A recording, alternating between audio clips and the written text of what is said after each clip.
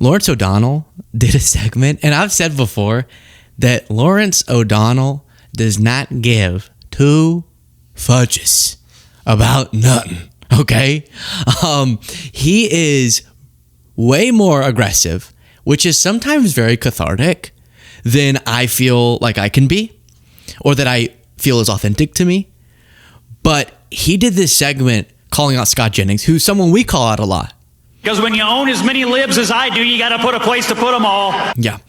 And did so in a way that went right at CNN, that hit CNN hard, and was in sort of typical Lawrence O'Donnell fashion, which often is a very satisfying aggression and starkness to the language. So if you're not familiar, there's Scott Jennings.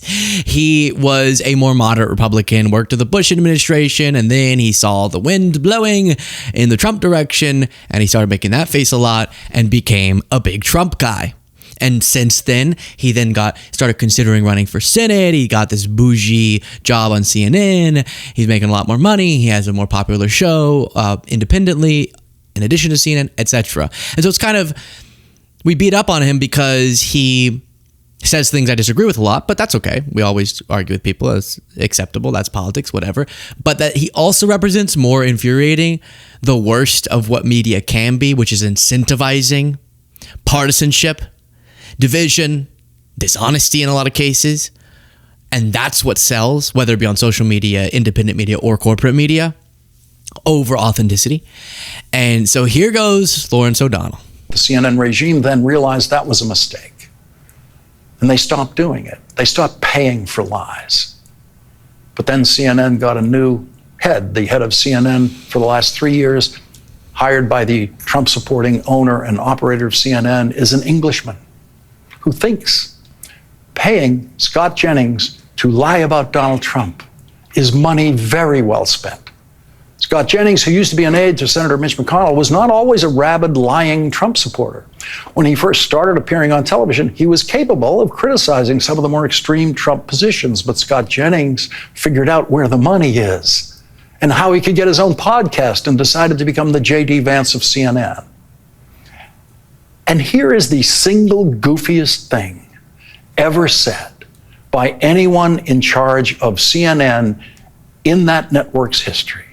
The lost in America Englishman who heads CNN said, quote, "What's this Englishman jab?" But so far, yeah, he's outlining what we've talked about, which is, I'm going to give maybe a little bit more of what I feel like, it sounds like I'm patting myself on the back, nuanced thoughts. I only mean, I hear exactly where Lawrence O'Donnell's coming from. I have a little bit mixed feelings about a lot of real people in the country believe what Scott Jennings is saying. So I get wanting to interface with those ideas so that you're not in an echo chamber, but also this incentive of paying him to so frequently be dishonest is such a sick business model. And obviously CNN's not doing it because it boosts their ratings, as Lawrence O'Donnell's about to expose. But all that's to say, the Englishman was kind of a confusing reference. Scott's like D'Artagnan. He's got his sword out, and he's got about 4 Democrats against him, but he spiked them all off. That's much more like it, I think. He's a worthy opponent, as it were, for the Democrats in the room.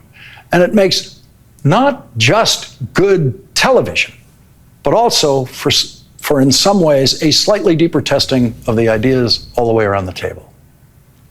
Good television. Here's how bad that television is that they make over there. The show that Scott Jennings frequents the most is on opposite this program. And that show, on a good night, gets half of the audience of this show. This program usually has an audience triple the size of the terrible. He is putting something on the table, to use a phrase. He's put something on the table, and it's not a pencil. This program usually has an audience triple the size of the terrible television that Scott Jennings is delivering on the absurdly degraded version of CNN presided over by the man who thinks lying for Donald Trump on TV is an honorable pursuit and should be paid for by CNN. Scott's like D'Artagnan, he says. So, yeah, again, I see some people who say very clearly, and I'm interested to hear your thoughts. This is all, I think, an important discourse. Say there's just no justification for Scott Jennings' presence when he is dishonest very frequently. And what he says is perfectly in line with what a bunch of people believe. But by him perpetuating those ideas, is he convincing more people to believe those things? And I gotta be honest, more predisposed to get irritated with the platform and criticism. We have our own trauma on that. And so when I've gotten backlash for why did you do this or why did you have this person on? They were being dishonest. You all know what I'm talking about. I'm like, hey, this is a thing that I need to argue with. I'm tired of we're in our bubble and we never have it challenged. And don't do Jubilee. Don't do this. Don't do that. It's annoying. So that makes me like more inclined to go, I don't know, let him on there, argue with each other, expose him.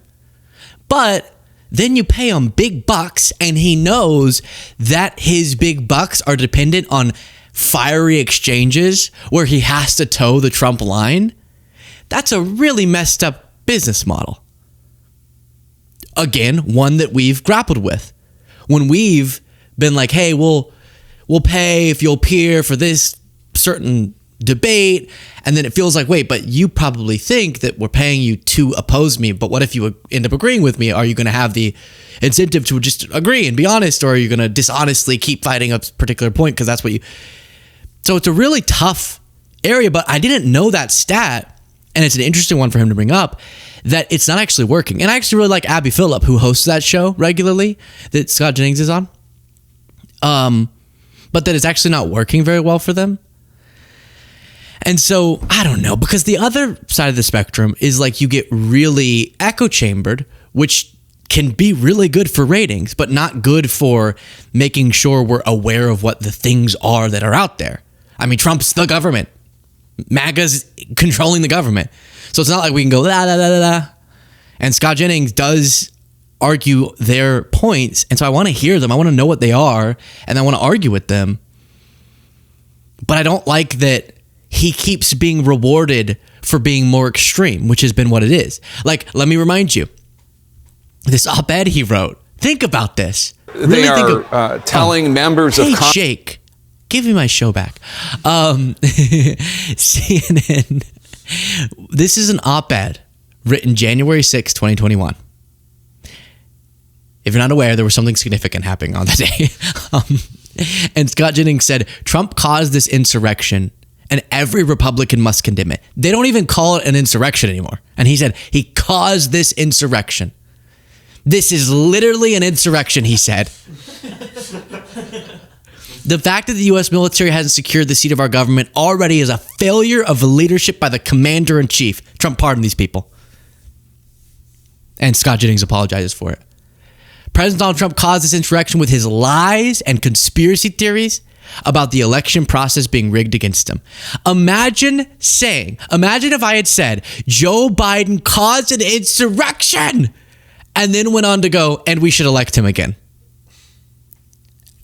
I hope none of you would ever take me seriously again if I ever did that. If I said Kamala Harris. I was stalling because I'm trying to think of a way to integrate the coconut tree thing. Cause the coconut tree surrection. Whatever. You think you just fell out of a coconut tree? And then I said, I love coconuts. And she got elected again. I'd hope that you will not take me seriously. Please do click the subscribe button as we continue through this. That's the easiest way and the main way, other than becoming a member with the join button, to support this show. He said it was not stolen. Trump keeps repeating that. I don't hear Scott Jennings calling him out on it. I know that Scott Jennings, when he gets asked, goes, well, I still don't say it's stolen, but he doesn't actually call out how dangerous that is. But this madness was fomented by the president and his top advisors over the past several months. Rudy Giuliani called for trial by combat. Let me be clear, these rioters are not Republicans. They're not conservatives. They're not patriots bursting into the U.S. Capitol. Trump calls them patriots and he pardoned them. These are domestic terrorists. Trump pardoned domestic terrorists. Guys, according to Scott Jennings, correctly then, Trump went on to pardon domestic terrorists, and Scott Jennings now supports the guy who started, according to him, an insurrection. But unless you become an anti-Trump Republican, unless you join an awesome network like the Bulwark or something, there's less money in that. We've learned, I guess, than whatever the heck Scott Jennings is doing. And they ought to be treated like any other terrorist uprising with the full force and fury of the U.S. government. Trump's video calling out these terrorists was a complete failure of leadership. Half-hearted, wholly inadequate. Yes, Scott. He calls out people who tried to overturn the results.